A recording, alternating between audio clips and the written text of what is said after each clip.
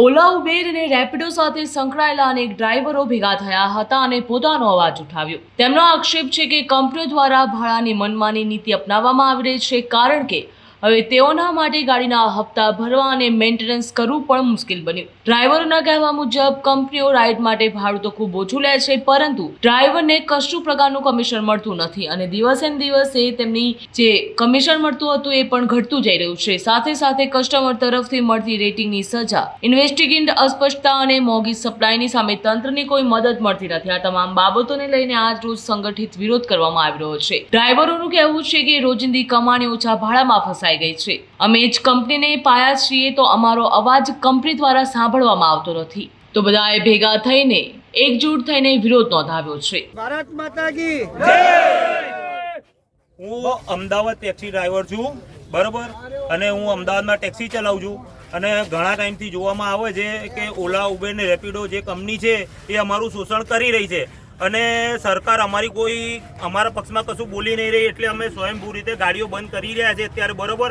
અને સરકાર સાથે અમારે એ જ માંગણી છે કે સરકારના ધારાધોરણ મુજબ જે ભાવ નક્કી કરવામાં આવ્યો છે એ ભાવ અમને અપાવે અને સરકાર અમારા પક્ષમાં કોઈ નિર્ણય લે એવું હું સરકારને પ્રાર્થના કરું છું। જેમ કે આપણે ડ્રાઈવર મિત્ર છે એમણે રજૂઆત કરી કે જે સરકારી ધારાધોરણ મુજબ આપણને ભાડા મળતા નથી, એના માટે થઈને ડ્રાઈવર સંમેલન બધા સ્વયંભૂ બંધ પાડ્યું, બરોબર છે।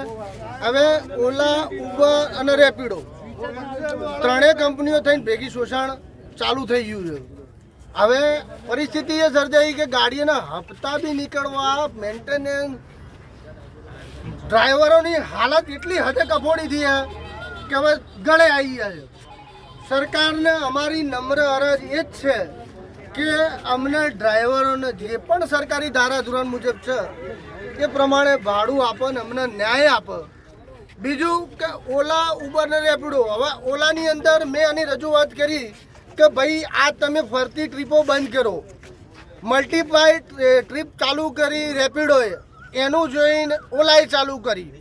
પરિસ્થિતિ એ સર્જાઈ કે આ ભાઈને જવું છે, નાઇટ કરી છે વસ્ત્રાલ, ટ્રીપ પડે છે મારામાં વસ્ત્રાલની, મારે જવું ગાંધીનગર, ઓટો ક્લિકરમાં ગાંધીનગરની એક્સેપ્ટ થઈ જાય છે, હું કેન્સલ કરું છું, આ ભાઈ બીજા 2 કલાક જુરે છે। એટલે આ બધી પરિસ્થિતિ ન સર્જાય એના માટે થઈને જે રીતે ઓલાએ પહેલાં જે ટ્રીપ સિંગલ વાગતી હતી એ રીતે વાગે, જેને જવું હોય જાય, ન જવું હોય એ ના એક્સેપ્ટ કરે, એની એ પ્રથા ચાલુ કરે, રિચાર્જ સિસ્ટમ બંધ કરે એવી અમારી માંગ છે। અને રેપિડોએ આનો જવાબ એક ડ્રાઈવરને કૂતરું ન બેસાડવા બાબતે પરિસ્થિતિ એવી સર્જાઈ હતી કે સામે કસ્ટમરે કેસ કર્યો, ત્યારે આ રેપિડો કંપનીએ એવો જવાબ આપ્યો હતો કે અમારો લુકઆઉટ નથી। એટલે સર્વ ડ્રાઈવર ભાઈઓએ નોંધ લેવી કે આ 2 કંપની ઓલા અને ઉબર 2 ચલાવવાની થાય છે અને સરકાર જોડે આપણી એટલી જ માંગણી કે આપણી સરકારી ધારાધોરણ મુજબ આપણને જે વળતર અને જે ભાવ સરકારી ધારાધોરણ મુજબ છે એ આપે। અને આગળ વાત એવી છે કે ઓલામાં મેં રજૂઆત કરી એટલે ઓલામાંથી મને એવો જવાબ મળ્યો કે મેરે को 1 घंटे में 300 बुकिंग था, अभी मेरे को 25 बुकिंग हो गया ये हड़ताल की वजह से। તો એમને પણ એવી જાણ કરવામાં આવે છે કે આ ફરતી ટ્રીપો અને રિચાર્જ સિસ્ટમ બંધ નહીં કરો તો પરિસ્થિતિ એ થાય કે જેને વઢાવ જવું છે એને પડે છે ગાંધીનગરની, ઓટો ક્લિકરમાં એક્સેપ્ટ થઈ જાય છે, એ ડ્રાઈવર કેન્સલ કરે છે, બીજો ડ્રાઈવર 2 કલાક બેસી રહે છે। જ્યાં સુધી ઓલા આ વસ્તુની નોંધ નહીં લે અને મલ્ટીપ્લાય ટ્રીપ બંધ નહીં કરે, રિચાર્જ બંધ નહીં કરે તો આનું કોઈ નિરાકરણ નહીં આવે। એની સરકારની અને ઓલા કંપનીને ખાસ નોંધ લેવાની થાય છે। બીજું આની અંદર એવું કહેવાનું થાય છે કે જે વ્હાઇટ નંબર પ્લેટમાં બાઇકો ચાલે છે એનાથી ટેક્સી અને રિક્ષા બંનેના ધંધા ખોરવાયા છે। બહુ મોટામાં મોટું નુકસાન આપણને બાઇકનું છે। એટલે સરકારના વિનંતી એ જ છે કે સફેદ નંબર પ્લેટમાં ચાલતી તમામ બાઇકો બંધ કરવામાં આવે।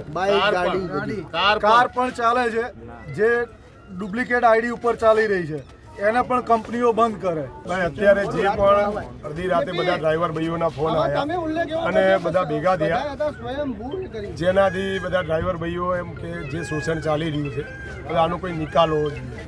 એટલે સરકારશ્રીને રજૂઆત કરવા અને દરેક ડ્રાઈવર ભાઈઓ સ્વૈચ્છિક પોતાની ઈચ્છાથી બંધ કરી રહ્યા છે કે સ્વૈચ્છિક અમે બંધ પાડીએ છીએ, અમારે આ ભાડામાં ધંધો નહીં કરવો, આમ પણ ધંધો નહીં થતો અને આમ પણ નહીં થાય। એટલા માટે દરેક ડ્રાઈવર ભાઈઓના સાથ સહકારથી દરેક ડ્રાઈવર ભાઈઓએ સ્વૈચ્છિક જાહેર કર્યું છે, જેમાં દરેક ભાઈઓ એકબીજાને સમર્થન આપી રહ્યા છે. કોઈ આગેવાન નથી. દરેક ડ્રાઈવરો પોતપોતાની મરજીથી અત્યારે હાલ હડતાલ પર ઉતરે છે. બધા પોતપોતાની મરજીથી ઉતરે છે. કોઈ જોડે જોર જબરજસ્તી કરવામાં આવ્યું નથી, કેમ કે કોઈને આ ભાડું પોસાતું જ નથી. અમે ઘર ચલાવીએ કે ગાડીના હપ્તા ભરીએ.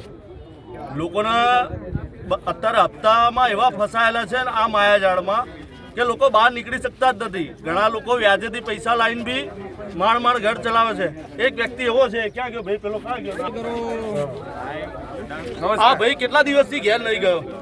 અઠવાડિયાથી ઘરે નથી ગયો. ઘરે જવાનું સાહેબ ઈચ્છા જ નથી થતી. હવે મરી જવાની ઈચ્છા થઈ છે સાહેબ. અને હવે આવું ને આવું રહેશે પરિસ્થિતિ તો સાહેબ હું હવે આત્મહત્યા કરવાનું છું. આરટીઓ ઓફિસમાં જઈને ને પોતે હું મરી જવાનું છું. પેટ્રોલ લઈને જઈશ ને હું પોતે મરી જઈશ. કારણ કે હવે ઘરે જવાનો કોઈ રસ્તો જ નથી. ના છોકરાઓના સ્કૂલના ફીસ ભરાય છે, ના હપ્તા ભરાય છે. શું કરવાનું સાહેબ? આ એક કમિટી ઊભી થઈ એટલે એક હિંમત આવી છે સાહેબ, એટલે આજે ઊભો છું. બાકી હવે મરવાના જ કગાર ઉપર આવી ગયો છું. મારી પોતાની બી પરિસ્થિતિ આવી જ છે. એટલે મારી પોતાની નહીં, આ જેટલા ડ્રાઈવરો છે ને એ બધા 18 કલાક મજૂરી કરે. ચડી ગયા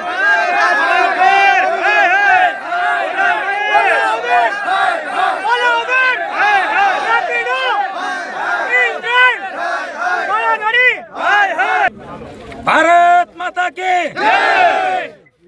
હાલ અમે એરપોર્ટ ઉપર બધા ડ્રાઈવર ભાઈઓ ભેગા થયા છીએ, જે રાતે ટોટલ ડ્રાઈવર ભાઈઓ સ્વયંભૂ એટલે અંદરથી એક થઈ અને આંદોલન ઉપર આવી ગયા છીએ અને જાહેરાત કરીએ છીએ અહીંથી કે જે બી ડ્રાઈવર ભાઈઓ અમદાવાદમાં ખૂણે ખૂણે ખાંજરે હોય તો તેમનું અમારા વતી નિવેદન છે કે અમે સ્વયંભૂ હડતાલ પાડીએ છીએ, તો તમે બી અમને સાથ અને સહકાર અને સમર્થન આપજો. તથા આના વતી બીજા જે અમદાવાદમાં એસોસિએશન યુનિયન જે બી છે તે બી અમને સાથ સહકાર આપે એવી મારી નમ્ર વિનંતી છે. ભારત માતા કી જય. હાલ જે ઓલા ઉબર રેપિડોમાં 7 ને 8 રૂપિયા ભાવ આપવામાં આવે છે, જ્યારે ઓરિજિનલ ભાવ 22 થી 25 રૂપિયા પર કિલોમીટર છે.